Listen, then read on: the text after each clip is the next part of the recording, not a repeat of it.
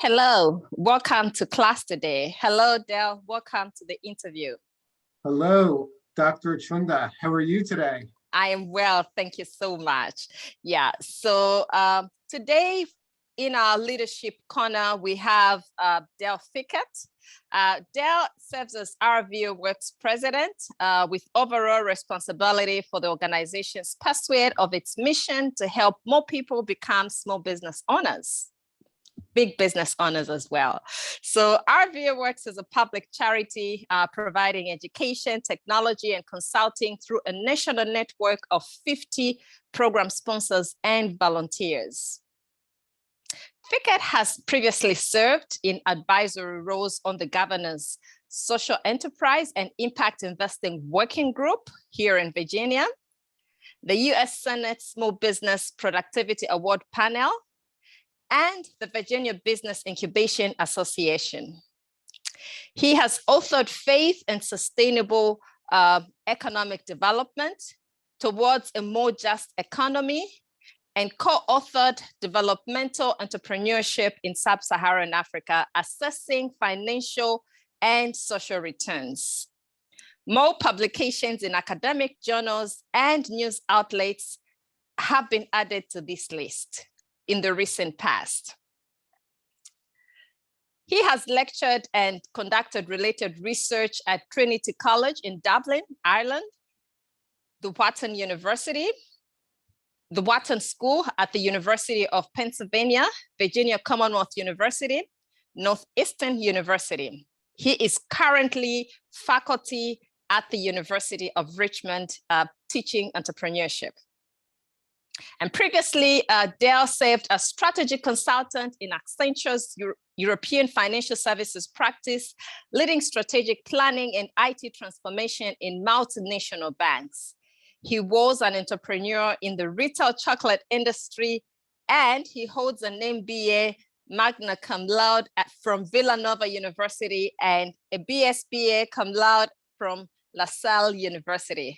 So Del, thank you so much for accepting this invitation to speak to us today about your journey as a leader. So thank you for having me. Yeah, when I hear you read off that bio, I sort of think to myself, wow, some of those things were a long time ago. Yeah, so but it's just great to see that that's really what has built and shaped, you to be who you are. So that's really nice and exciting to see and to read. So could you share with us your leadership journey? Sure. Yeah, and thank you again for having me. So it's great to be here and great to share this with your students and anyone who happens to see the video. I started at a very young age working in a small business that my grandfather owned. And so from a very young age, before I would go into elementary school, I would go with him into the store and to help him. He was blind, right? So he himself had lost his sight in his 30s. And so one of the things that I did as a young boy was to walk with my grandfather down to the store, and we would open up the store and I would check in the newspapers and magazines that came in from the truck, and just to make sure that everything that was supposed to be there had arrived. And that was a really great experience because right from the beginning, I understood the importance of diligence, right? Of getting up early, getting started, going about my work, very basic things that we teach children and young people all the time. Get the work done first, and then we can go and we can have some fun. So that was great. And through my youth and young adult life, I was taught a lot of really important values. I was taught the value of education. You shared with everyone a little bit of my educational journey, and so that was a value that was instilled at a very early stage. The other one that you also alluded to was my faith. So I'm very proud to be a Christian. I happen to be a Roman Catholic, and that's a big part of my journey, has been my faith, and I'm very proud of that. The other thing that was inculcated in our house at a young age was also patriotism. I'm very proud to be an American. I have been fortunate, as you shared. I've lived overseas. I've worked with many people from all around the world, and I've traveled to many places. I feel very blessed to be here and to be an American. And then the other thing I think that was really stressed for us at a young age, myself and my brother growing up, was the importance of integrity. And when I use that word integrity, I think that can mean different things for different people. But for us, it meant keeping your promises, and it meant telling the truth. If you said you were going to do something, you follow through on it. You're fair to people and forthright. And really, what I've seen over the course of my life is that those values that I just laid out are a really great foundation, and it was a great starting point for my journey. I'm going to fast forward a little bit. After I graduated college, I went and I was working overseas. So as you shared, I worked for Accenture. Prior to that, I worked for Anderson Consulting, did a lot of process improvement work, a lot of technical integration projects, a little bit of software development and database management. But I really learned in that process how to manage projects and what that meant in large company contexts. It was also very beneficial to work overseas and to get an exposure, in terms of everyday life, getting exposure to another culture, and being in Ireland. Ireland's a great, it's a great environment. I mean, the people are so warm and welcoming. It was a great place to spend several years of my career. And so, so I went through, I pretty much used the things that I had learned in terms of small business early in my career. I used that along with some of the corporate consulting work and leveraged that and my undergraduate degree into an MBA program. So I was very fortunate to receive a full academic scholarship. It was, well, I guess technically it was a research assistantship. And so I did that with Villanova and was able to work on some research projects with some professors there in the business school. While I was there, we developed their first entrepreneurship minor. So that was great. And that was at a time when universities were just really getting into the flow with entrepreneurship. And now, of course, there's programs at almost every university.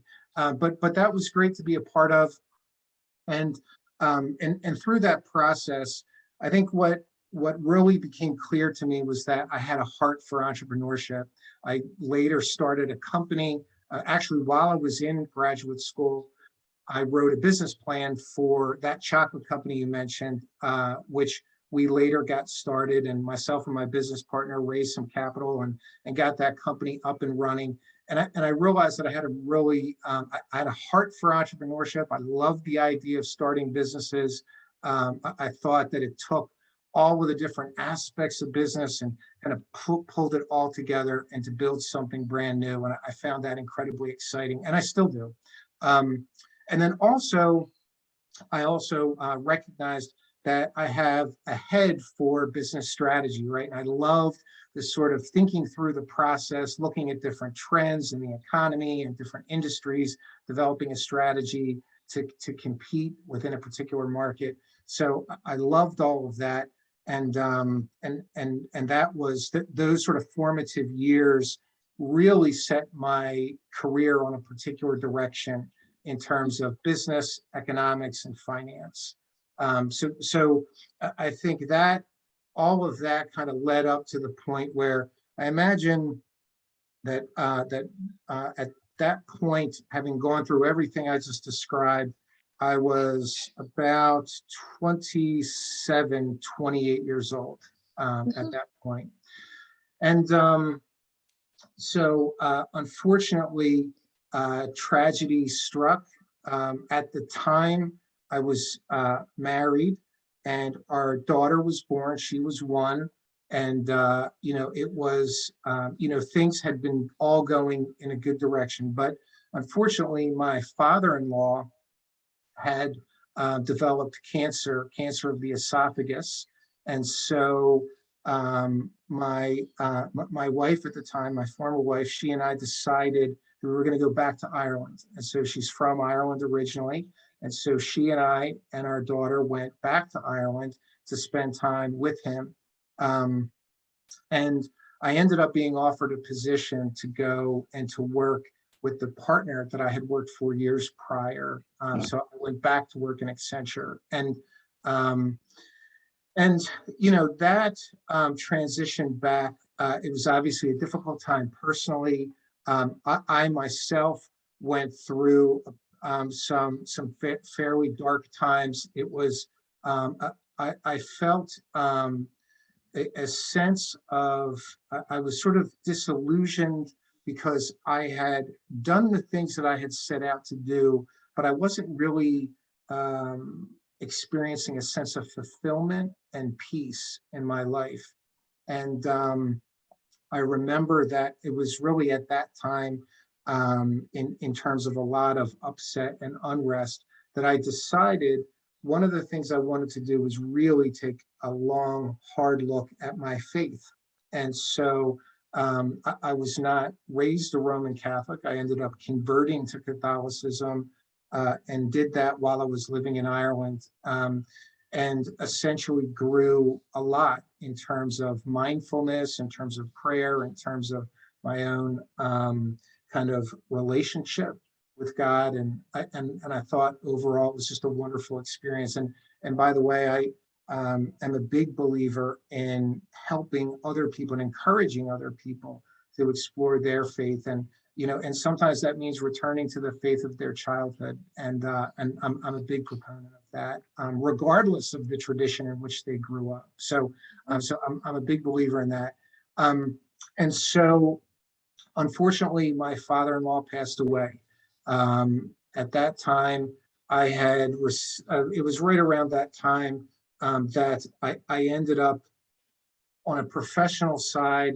I was traveling back and forth to London a lot, on a weekly basis, actually. And so for those that aren't familiar with the geography there, that was a flight sort of Monday or Tuesday morning into London and then back again at the end of the week. And it was, it was a challenging time for sure. I had very challenging working with, large, as you said, multinational banks like Banking Group and HSBC. We did a lot of work with other banks outside of the UK, with Intesa Sanpaolo, and did some things with Santander and so forth. So there were a lot of big and important and high profile projects. And banks were looking at how they could raise revenue, how they could cut costs, how they could mitigate risk, how they could comply with regulation. And I was working with some senior executives that were managing those relationships. And so I was very pleased to work with some incredibly competent, insightful business leaders at that time. It was also at that time that my career took a decided turn. And that was more of an intrinsic, internal thing. I mentioned some of those challenges that I had about fulfillment, my purpose and meaning in my life, and where this was all headed. And I reached this important, very important conclusion, which was that all of these different things that had happened academically, professionally, financially, that these were really blessings that I received, and that it was up to me to utilize them as tools to help people that need it the most. And that realization, and it just seemed to me as fundamentally true, that was good and it was true, and that it could result in something very beautiful. And so I ended up becoming really interested in things like, and these topics, when I say these topics, at that time, I didn't even know the terminology, but I knew that I wanted to do some good things that would be helpful and beneficial for people in need. And so I ended up studying and learning about developmental entrepreneurship, impact investing was just getting started. Corporate social responsibility had been around a little bit, but things like venture philanthropy had not really gotten up and running yet. Benefit corporations did not exist yet. So I was really looking at, how to use these tools of market economics to help people. And so that led into some work, internal work in Accenture, and also led into some work that you referenced with Louis Brennan. He and I wrote a paper about sub-Saharan Africa and ways in which we could help people, or at least look at the economies of the countries in sub-Saharan Africa to understand where enterprise development would be most beneficial in terms of both social impact and financial feasibility. And that sort of decision point kind of changed the whole journey. Okay, that's lovely. That's lovely. So now, can you tell us how you founded RVO Works? Because I think I said you're the president of RVO Works. So how do you move from this high-paced life, flying every time from Heathrow into, Dublin? So I have this funny story. I was so tired. I'd gotten into Heathrow and I was supposed to be connecting to get into Dublin to go and give a speech. And the airport is so big. I was so tired and I couldn't run. I missed my flight, and everything else had to be changed to accommodate that. I had to get on an 11 a.m. flight instead of a 9 a.m. and we had to change the time for this meeting I was speaking at. So I always think about that when I think about Dublin. So you were flying all the time between London and Dublin and, working in the bank and doing all these things. And then now you've started working with this professor, wrote about social entrepreneurship and its impact, in terms of development for sub-Saharan Africa. Then how did you switch and move on, transitioning to be CEO and president of RVO Works? Yeah, so it's funny, right? Part of the journey is what we do, and then part of the journey sort of happens to us. Yes, yes. So I moved back stateside in 2011, and I was exploring a lot of different opportunities. One of those opportunities that you spoke about briefly was to work with the Wharton School. So, years prior, I had been working there with folks in the Small Business Development Center, helping all of these different business owners from Philadelphia that were coming in and saying, I need help with business planning or launch or execution. And, so we did some things. And so I was looking at, well, what am I going to do next with my career, with everything that I just described? And so I did a little bit of work at Penn with a colleague there named Keith Weigelt, and we were exploring creating a new development finance fund that would sort of implement some of the things that Professor Brennan and I had been researching. And I got a call from a childhood friend of mine who asked me if I was interested in coming to Richmond, Virginia to work with he and his father.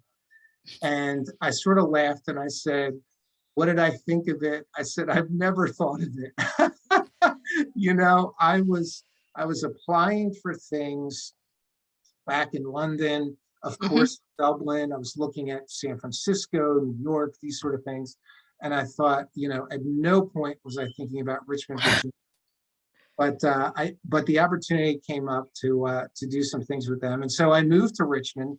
And within a few months, I was encouraged by my friend, and he said, you would be perfect for this job. They're looking for a executive director for a business incubator in Richmond that's run by the city. And so I got in touch. I applied. And I ended up being hired on a part-time basis. So I was working with my friend and his father for a little bit, and then I was doing this part of the time. And, there was an old and dated incubator facility that's right downtown. And as we started looking at that, it was pretty quickly apparent that we would need to do something dramatically different if we wanted to be relevant in terms of entrepreneurship and innovation ecosystems and what was really being done and leading the way in other cities. And so we took a conversation, myself and the Economic Development Authority, that board of directors, and specifically Zarina Fazildin, who also is an alumna of VCU, great leader. She was very supportive of the idea of really looking at that building and thinking of that, not just a conversation about a building, but about the whole region, and really kind of lifting it up a level. And so that's why we started having a lot of statewide conversations, and we developed a strategy for advancing entrepreneurship in Richmond. And that had three components. And the primary component was that we wanted to make sure there were credible pathways to business ownership for anyone in the city who wanted to pursue business ownership. And and this is kind of like one of my top leadership lessons there, is that if you really want what's in the best interest of the other person, what you really want is to empower them so that they can fulfill their own potential as much as possible. And I saw very clearly that we had a lot of work to do to help people along that pathway to becoming a business owner. And I felt that it was very clear to me, and it's still very clear, that if we want to address issues around inequality or issues around generational wealth, if we want to address the factors there around the disproportionality, whether it's based on race or gender, other income demographics, that we really need to be in the business of helping people become owners. And so that was the start of RVA Works. And it was great. It was quite a journey. We ended up developing an advisory board. We had the support of the governor and the Secretary for Commerce and Trade. I was able to do some things, as you said, with the Senate award panel. We ended up developing some really great programming and started implementing. So we went from sort of discovery into strategy, and from strategy, we went into implementation, and ended up, over the years, developing some programming that has really made a difference in many, many people's lives as they've built and grown their own business. That's great. That's great. That's beautiful. So RVA Works, can you tell us a little bit about that? What have you achieved over the years? We're talking about 2013, 2014, when you are setting up the office. So can you tell us what you've been able to do over the years, and what that has felt like for you as a leader over these years? Yeah, so the first thing is that, I know that at a practical level, I was the one who was in charge. At another level, it really took so many people to go from 2014 to 2022. I mean, there have been dozens and dozens of people who have contributed many, many hours of time voluntarily to support the mission, which is very humbling. And actually, when we don't do it that often, but when we get a lot of us together, the volunteers and the alumni and corporate sponsors and other donors and so forth, when we get those rooms of people together, it's actually emotional for many of us, because it really shows how much difference we've made. But to really answer your question, Sambo, I would say that we said we needed to have an operating charity. We needed to have a public charity because we knew that sort of fundraising that needed to be undertaken, that we were not going to get that sort of budget support at municipal level.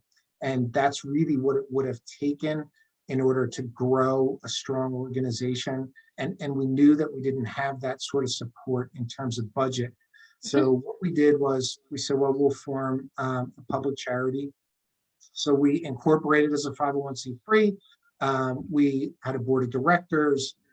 We still maintain the governance with the city's economic development authority. So I was accountable to both on both sides. And we got our program up and running. Just to give you an idea, we have what most people know us for is the Small Business Accelerator Program. We're now going into our spring 2022 cohort. We've had, I think it's right about 100 students have completed the whole, that whole course of study. About 2/3 of those people will go on to launch a business, and it ends up making an incredible difference because, and I think one of the statistics that I love to talk about is before the program versus after the program, and alumni on average have reported a 38% increase in terms of household income. And so, so it does make a difference when someone comes in and when they do their work and when they start a business. It really makes a difference. The other thing is, and you know more about this than I do, it also helps people in terms of the way that they're thinking about addressing opportunities, solving problems, creating new things. They take those skill sets and as they're thinking about those problems and opportunities and managing risk, they're able to take that and to apply that in other contexts. So many times people will go on to advanced degrees, or they're going on and looking at different problems within a larger organizational context. So I think that there's a lot of benefits of this sort of work. So that program is how most people know us. There's a lot that I could talk about in terms of job creation, part-time, full-time, in terms of the founder, in terms of the people that they hire. But then there's a lot of other benefits too, right? There's benefits for their families, right? From the increased income. There's a lot of benefits in terms of the communities in which those businesses are situated, the buying power of the business owners, as well as the role model effect that they have. So I think all of that is just very good grassroots development. And it starts with a heart for wanting the best thing for people, right? Yeah. One by one, right? It's not so much a top-down economic agenda as it is meeting people, connecting with people, wanting what's good for them, and providing them connections, and providing them tools, and providing them the sort of insight and knowledge that they need to go and to pursue what they want, right? And that's another critical factor here I want to make sure to highlight is that, you know, we as RVA Works do not tell someone what sort of business they should open.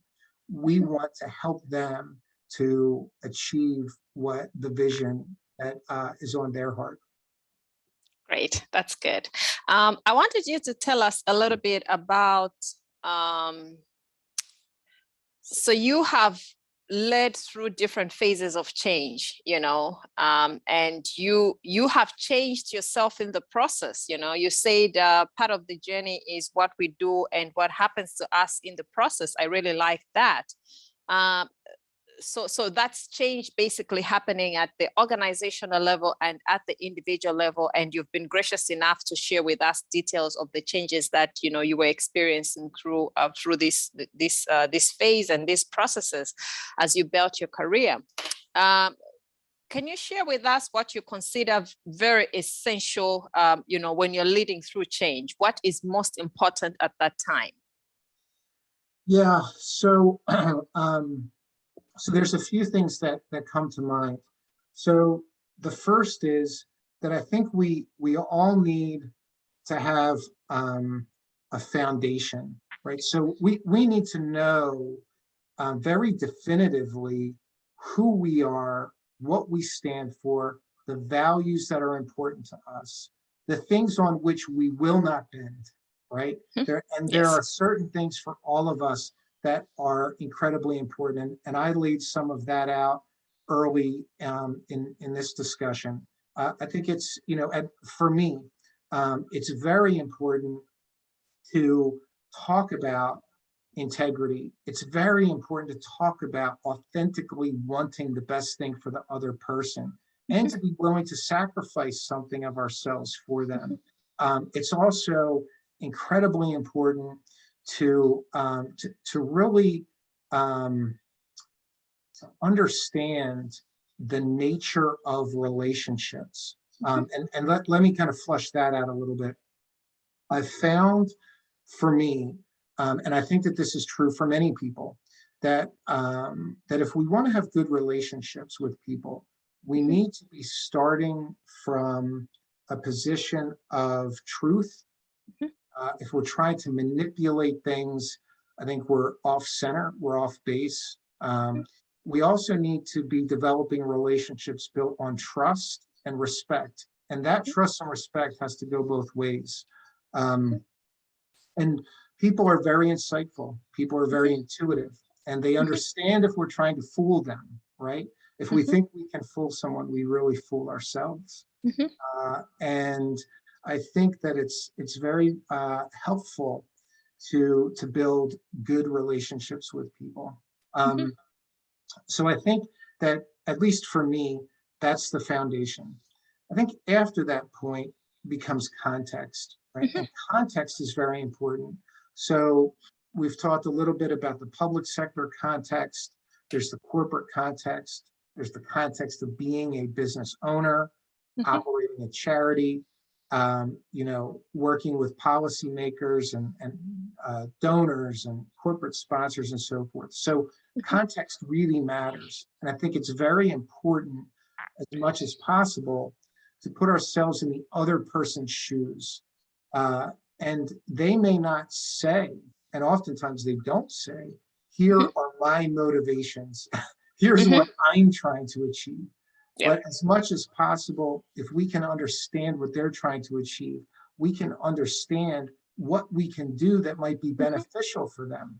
I can't tell you how many times I have conversations with people and I'll say to them, what can I do to help? Now, that does not mean whatever they ask I can do, because sometimes sometimes it's impossible. But sometimes there are things that I can do that will be helpful. And I found that that's the way to build real partnership with people. I'd also say, just in relation to context, I think that one of the other things that comes to mind is strategy. And now, as I said, I've been very fortunate to have worked with some really insightful, dynamic, and very powerful strategists over the years, and I've learned quite a bit from them along the way. And so I think that's also important, to think things through, right? To think things through. And when we think we have a good idea, when we think we have a good course of action, be willing to put it up for critique, right? Give it to someone who's smarter, who knows something more. Let them tell you where it's wrong or where it could be improved, and then it will be that much stronger afterward. And then the other thing that I'll say about context is the team, right? It's incredibly important, incredibly important. I mean, nothing substantial is done individually. It's always a team effort. And I found that this just goes right along with the idea of relationship. For us around RVA Works, and you're familiar, Sombo, with some of the newer things we've been doing with Open Trellis, the relationships with 1 Million Cups and so forth. These things are built up over years, right? So it takes a great deal of patience, but it also requires really wanting good things for people on the team, helping them to achieve what they want in their career. When we do that, people see that, and then we become attractive for other people to come and to play a role on a team. And I think the most valuable thing is the relationship. I mean, the money aspect to things is always there. I mean, we're a small nonprofit. We're not paying people. You know, we're asking for people's assistance out of the goodness of their heart. So I found that those things, the foundational things, and then the contextual things are what we really need to think through, so that when it's time to execute, we're going from a very good, we're building things on a solid foundation. Great. Could you tell us about, adaptability? We have COVID-19 ongoing right now. Can you tell us what that meant for you, how you, managed that whole process? I mean, it's huge change that happened just like. Yeah, for sure, Yeah. for sure. Well, when COVID-19 first became broadly, we became broadly aware of that in March of 2020. It hit very quickly, as you said. I mean, we had been getting some reports in terms of what was happening in China. I know in the West Coast, there were a couple of reports, here in the US, there were a couple of reports in the West Coast. And, I was watching it. I was watching what other organizations were doing in response to COVID-19. And very quickly, we switched gears and went from in-person meeting to Zoom meeting. Now, I think that for us, there were some pros and cons related to that, and we can talk about that. But the initial response had to be pretty decisive. And in some ways, we didn't have a choice, because we didn't have the option to open our doors, so to speak, in terms of a physical place. So we just very quickly moved over to, to virtual. The other thing is that we were concerned about the digital divide. We were very concerned about the people that we work with on the client side. And we were concerned about whether or not this would create a new barrier for any of them.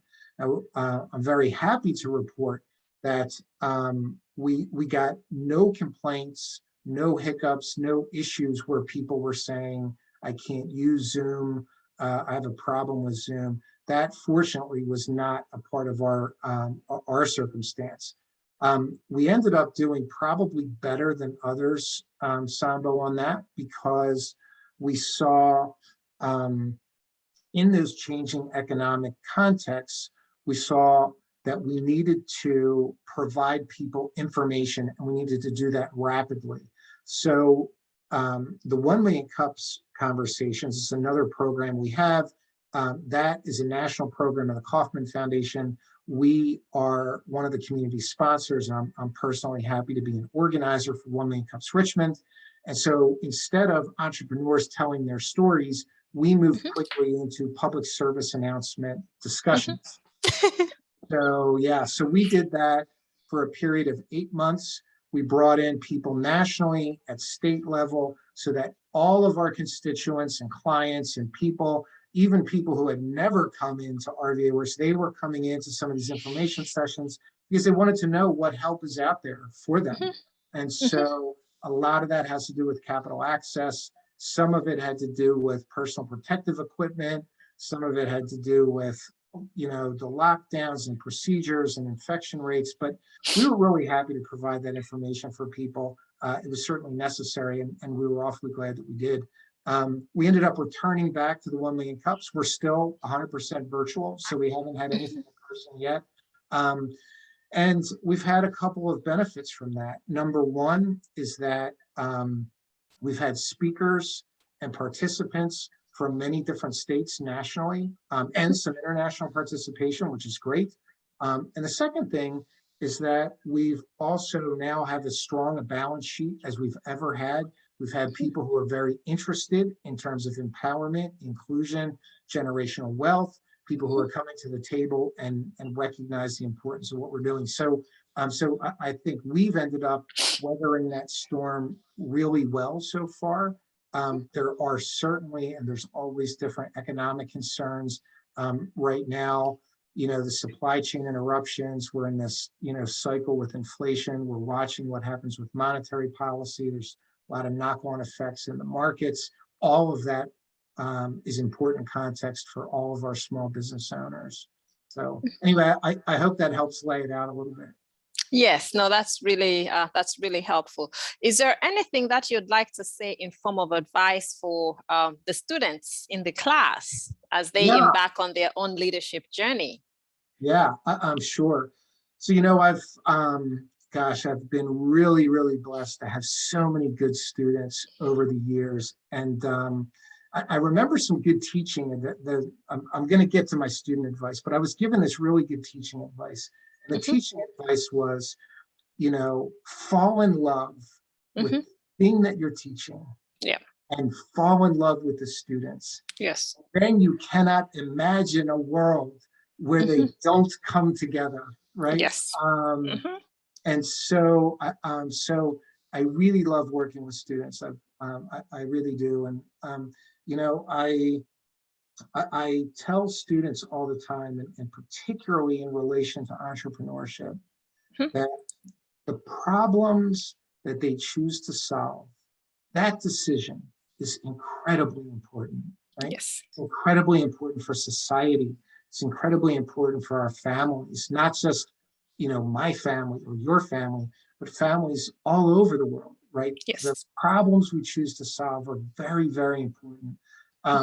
So are we choosing to solve a problem which is something that's maybe novel, or is it something that's truly important and truly noble, right? Yep. That's very important. The other thing that I'll mention, which is not so much about entrepreneurship, but is more relevant for people generally as they pursue their careers, is that I always encourage people to be very honest with themselves about the things that they are best at doing. I think sometimes we can get into an issue where we focus on the weaknesses, right? I think it's important to be accurate in terms of our understanding of our own weakness, but it's also very important to acknowledge and to honor the talents and abilities that we have. And so whatever we do, I think it's important to play to those strengths, right? And so I think playing to our strengths means that we put our career on a track where we're most likely to do well. Yes. Second thing is that we need to be on a sound financial basis. So whatever it is that we do, we need to be very practical and pragmatic about our household, our family, what we're doing financially. Because if we are not safe and secure, then we can't help anyone. Yep. So I think it's very important to be financially pragmatic about whatever course we take in our career. And then the third thing, which, as I shared with you, took me quite a while in my own journey to uncover, was what are we passionate about? Yes. What's that thing that, and this is almost a cliche, but it's so important. What is that thing I would do if I didn't have to work anywhere doing it? If I had all of my needs were met and, it was no problem, what would I do with my time? What is the problem in society that I'd want to solve? What speaks to my heart? It's that type of thing which really propels us in our career. And when things aren't going so well, when we're facing a challenge with a difficult supervisor, we have a difficult stakeholder, there's some sort of big challenge like a pandemic or, and there's lots of different circumstances that can arise. It's by being grounded with that foundation and being focused on that passion on the horizon and saying, that's the thing I want to do with my career. That's where I'm headed with all of this. That's what gives us strength and energy as we go through our career and our life. Great. I want to thank you so much, Dale, for this conversation.